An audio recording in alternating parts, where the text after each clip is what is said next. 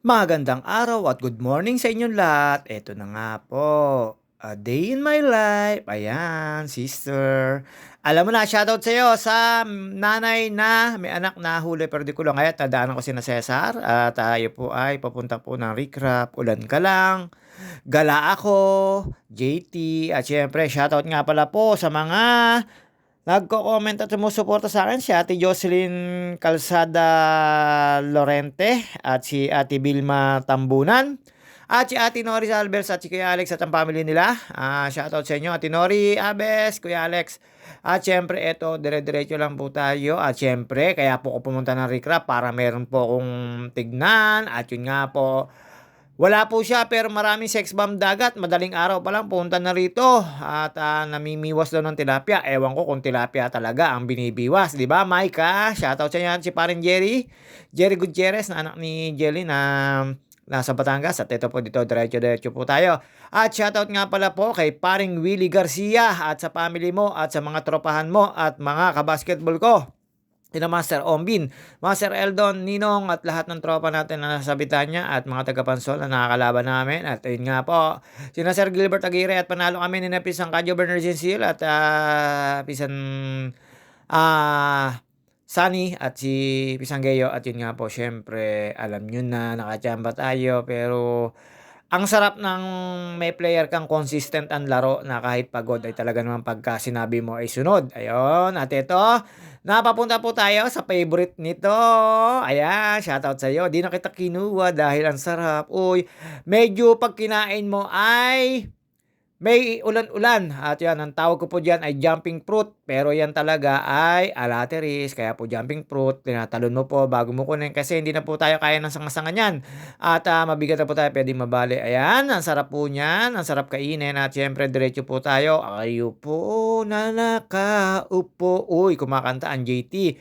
Ano kasi Glock 10? At syempre, eto, ayan, daan lang po tayo dito. At dadaan po tayo sa munting-munting baha, mataas na po ang tubig at punta po tayo sa Laguna Lake na particular dito sa Calamba City sa aming baryo.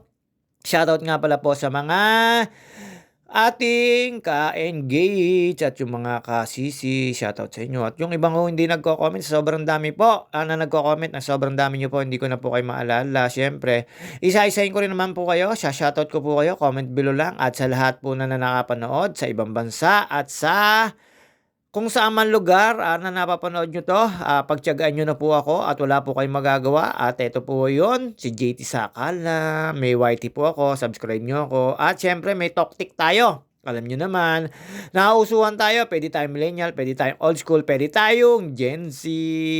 At ito po, ayan, diretso lang po tayo. Pagkalampas po natin doon sa baha, makikita nyo po dito yung Mount Makiling. Dito po ay medyo nasa tabing dagat po tayo, kaya po tayo nagpunta ngayon dito sa dagat kahit po may bagyo or naulan. Syempre, gala tayo. Minsan no, nakakainip at nag-anuhoda sa bahay lang. Kaya ayan, medyo paganahin po natin yung ating kaisipan na dito huminga at mag-inhale, exhale. At dito nakita ko po si LA. At tinuruan ko po si LA, yung anak ni LA at po ni Kianot at apo ni San Lorena Martinez. Nasabi ko kung gusto niya na marami siyang huli, maghanap siya ng screen tapos ilagay niya sa nguso ng isda yung taga at kunin sa loob ng screen. Ang nagturo po sa ano, syempre, ang kaibigan ko si Gegis Farm, tsaka si Liit, si Jesus Cuevas. Pero joke lang po yun. Nasar ko lang po lagi yung dalawang yon. At syempre, ang eksperto daw doon sa screen ay si Gegis Farm. Ayan, nakita niyo naman po sina Idol. Ayan, niloloko ko po sila. Sabi ko, giniginaw din naman kasi yung tilapia kaya hindi sila makahuli. Tsaka sabi ko, antay na lang na magkape at yun yung mag-ano ng almusal. Ayun, tawa po sila ng tawa. Pero ang tsatsaga po nila, parang pinaka-sports nila. Ayan, niloloko po dyan si anak ni LA. At sabi ko yung magpaturo kay Gegis Farm kung paano bingwitin ang isda sa loob ng screen. At yun nga po, syempre, malapit na magbaha. At ayan, napakataas na po ng tubig. At yun nga po, pagkatapos ko rito po, mang asar or mang ligalig sa mga tropahan, ako po ay nagsiyasat at wala po akong nakita dito. Alas 4 pa lang daw, nandito na yung kakilala ko na nagsusumbong yung secret. Siyempre, kilala mo kung sino ka, Maika. Nakita ko ang daming sex bomb dagat dito. Baka yun na ang binibiwas ni Alki. Pero joke lang po. Ayun, diretso po ako sa tindahan ng kapatid ko at ako'y bumili ng bigas, siyempre solo-solo lang 2 kilo lang po tayo, aabutin na po sa'kin 'yan ng 2 to 3 linggo kasi hindi naman po tayo malakas sa kanin at kaya ayon, bukas na po ito pero yung kabilang tindahan ng ate ko ay sarado pa at siyempre shoutout sa magmamane, rain or shine, may bagyo man o wala, lagi po siyang bukas at hindi niyo po siya puwedeng kaligtaan. Ayan, yung kabilang tindahan sarado, ito po si magmamane at siyempre shoutout nga po pala sa lahat